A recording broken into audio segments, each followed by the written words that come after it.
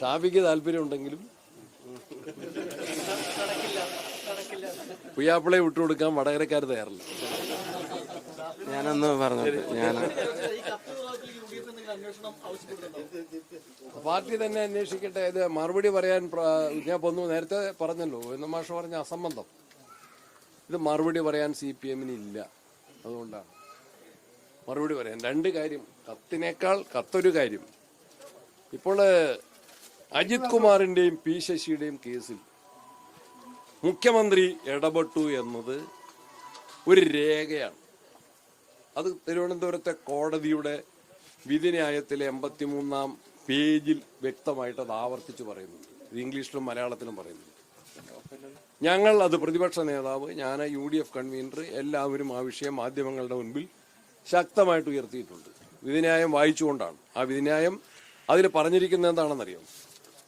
ചവിട്ടിമെതിക്കപ്പെട്ടു നീതിയും സത്യവും ചവിട്ടിമെതിക്കപ്പെട്ടു. കോടികളുടെ അഴിമതിയാണ് MR അജിത് കുമാർ ADGP എന്ന നിലയിൽ മുഖ്യമന്ത്രിയുടെ തണലിൽ ഈ സംസ്ഥാനത്ത് നടത്തിയതെങ്കിൽ അതിന്റെ അന്വേഷണം വിജിലൻസ് വളരെ വികൃതമായിട്ടാണ് നടത്തിയത്. അദ്ദേഹത്തെ രക്ഷിക്കാനാണ് അതിന് പരിശ്രമങ്ങൾ ഉണ്ടായത്.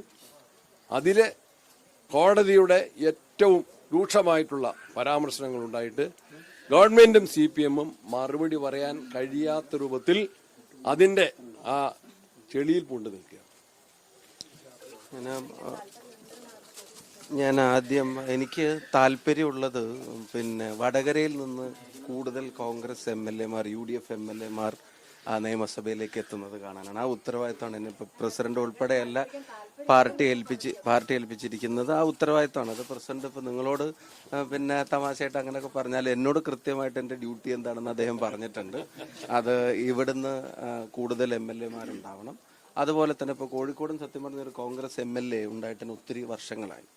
അപ്പോൾ അതുൾപ്പെടെയുള്ള കാര്യങ്ങളിൽ പാർട്ടി പറയുന്ന ഉത്തരവാദിത്തങ്ങൾ കൃത്യമായിട്ട് നിറവേറ്റുക എന്നുള്ളതാണ് എൻ്റെ മേലുള്ള റെസ്പോൺസിബിലിറ്റിയും തിരിച്ചറിയുന്നുണ്ട്. ആ റെസ്പോൺസിബിലിറ്റി പ്രസിഡന്റിന്റെ നേതൃത്വത്തിൽ തന്നെ നടപ്പിലാക്കാനുള്ള കഠിനാധ്വാനം ചെയ്യും. കേരളത്തിൽ ഒരു ഭരണമാറ്റം അനിവാര്യമാണെന്ന് ഈ പാലം ഒന്നുകൂടെ തെളിയിച്ചുകൊണ്ടിരിക്കുക, ഈ തോരായിക്കടവ് ഒന്നുകൊണ്ട് തെളിയിച്ചുകൊണ്ടിരിക്കുക. തകരുന്നത് ജനങ്ങളുടെ പ്രതീക്ഷകളാണ്, ജനങ്ങളുടെ നികുതിപ്പണമാണ് വെള്ളത്തിൽ പോകുന്നത്.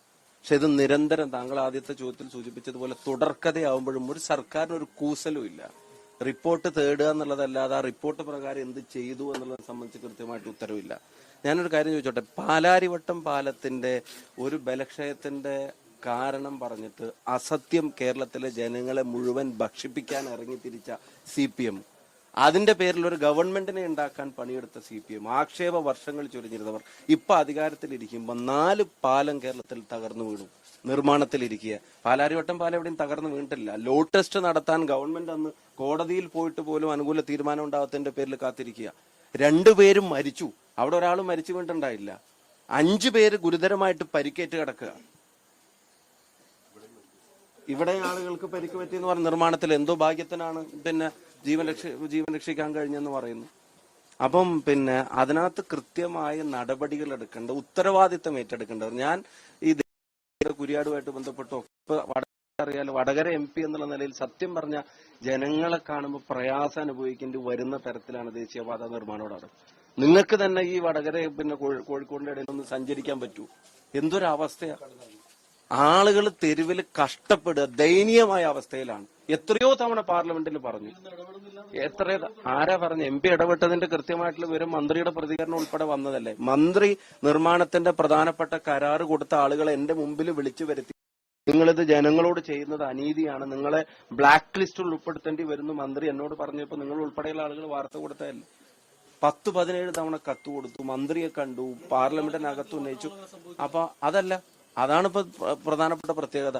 അത് പറഞ്ഞപ്പോ മിനിസ്റ്റർ പറഞ്ഞത് അദാനി കമ്പനിയെ ചുമതല ഏൽപ്പിച്ച മറ്റ് സ്ഥലങ്ങളിൽ ഇങ്ങനെ ഉണ്ടാവുന്നു എന്നുള്ളതാണ്.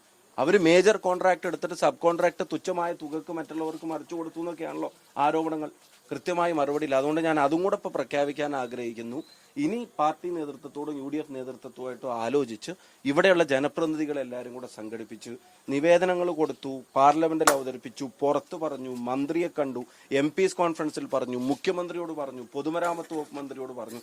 ഇതൊക്കെ കഴിഞ്ഞിട്ടും വടകരയിലെ ജനങ്ങളെ ദുരിതം തിന്നാൽ ഇതുവഴി സഞ്ചരിക്കുന്ന മുഴുവൻ ആളുകളെ അത് അത് അനുഭവിപ്പിക്കാൻ തന്നെയാണ് ഇതുമായിട്ട് ബന്ധപ്പെട്ടവരുടെ തീരുമാനമെങ്കിൽ ഇനി നിവേദനം കൊടുക്കുന്ന പിന്നെ സൈഡിൽ മാത്രമായിരിക്കില്ല, നേരിട്ട് ഈ ദേശീയപാത നിർമ്മാണവുമായിട്ട് ബന്ധപ്പെട്ട് ജനങ്ങളെ ദുരിതത്തിൽ നിന്ന് കരകയറ്റണമെന്ന് ആവശ്യപ്പെട്ട് സമരരംഗത്തേക്ക് ജനപ്രതിനിധി എന്ന നിലയ്ക്ക് ഇറങ്ങാൻ തീരുമാനിച്ചിരിക്കുകയാണ്.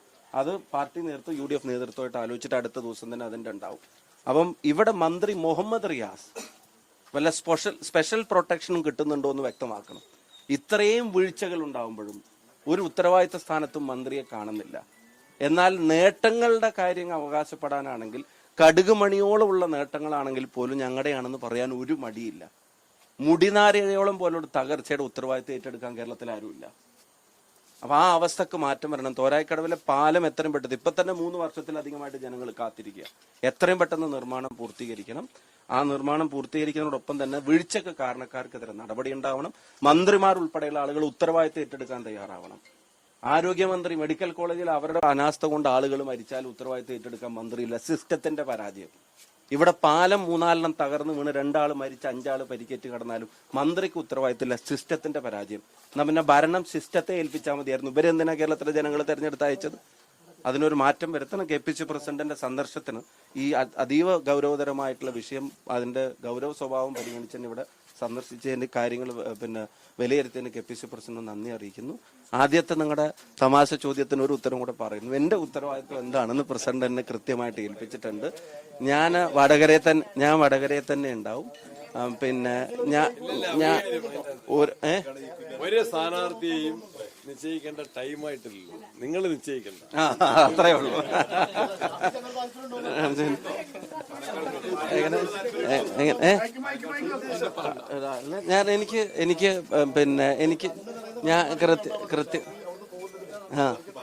എന്നെ കണ്ണ് നിറഞ്ഞിട്ട് തന്നെയാണ് അവർ ജയിച്ചു വരാൻ പറഞ്ഞിട്ട് അയച്ചത്.